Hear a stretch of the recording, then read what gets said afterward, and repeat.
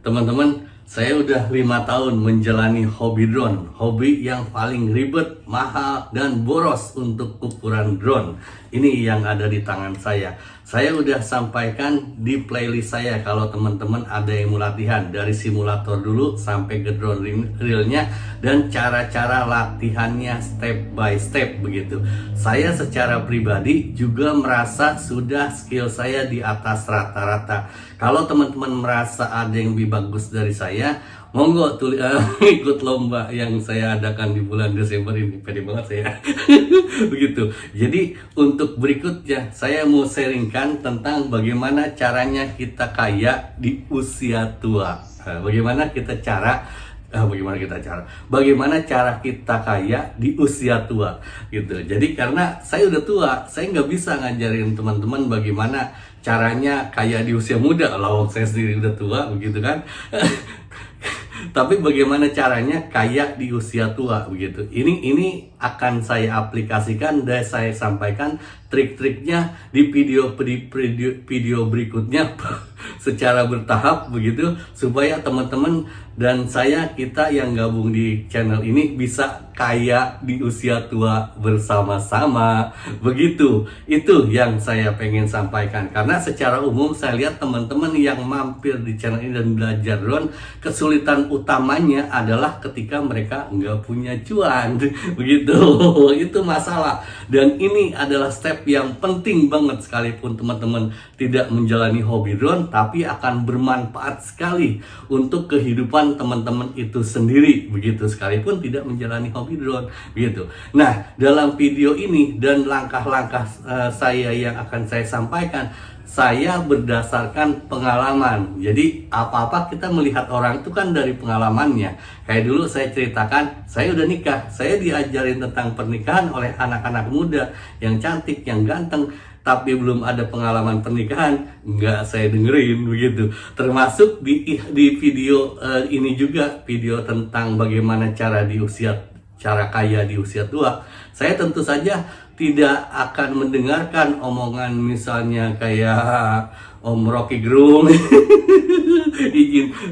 Rocky Gerung itu keren memang dalam hal politik, tapi urusan berumah tangga, urusan belum punya anak, beliau belum punya pengalaman. Jadi Om Rocky Gerung ngobrol sampai berbusa juga belum punya pengalaman kok. Om yang harus belajar ke saya, izin kalau mau gitu.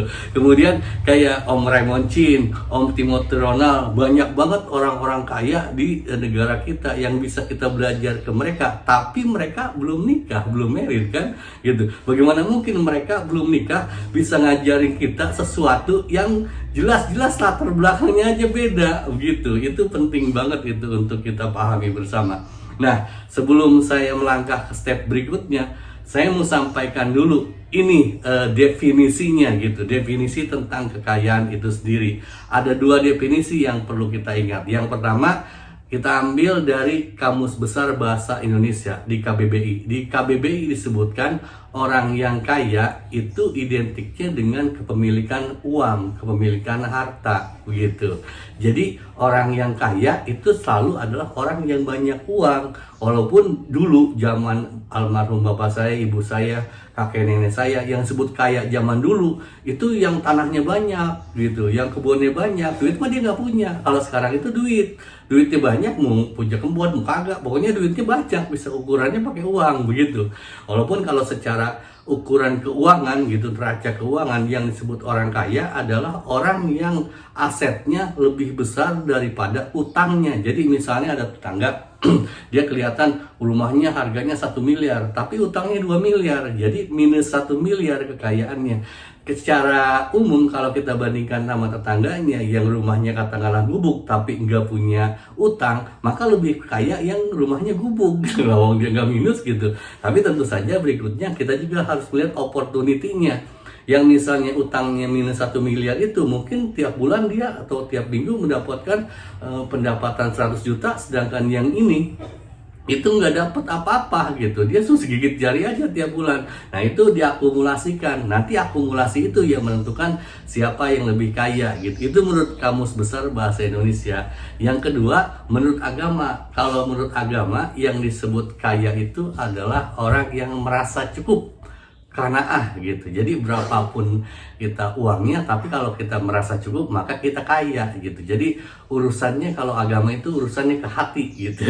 Jadi walaupun miskin harta tapi kaya hati. Walaupun secara umum kalau perempuan nggak peduli lu mau kaya hati mau apa, yang penting lu punya duit apa kagak kan begitu ya. Ukurannya gampangnya gitu. Tapi setidaknya itulah gambaran awal untuk kita sepaham tentang definisi kekayaan itu sendiri gitu. Saya pikir cukup untuk video ini karena ini adalah awalan.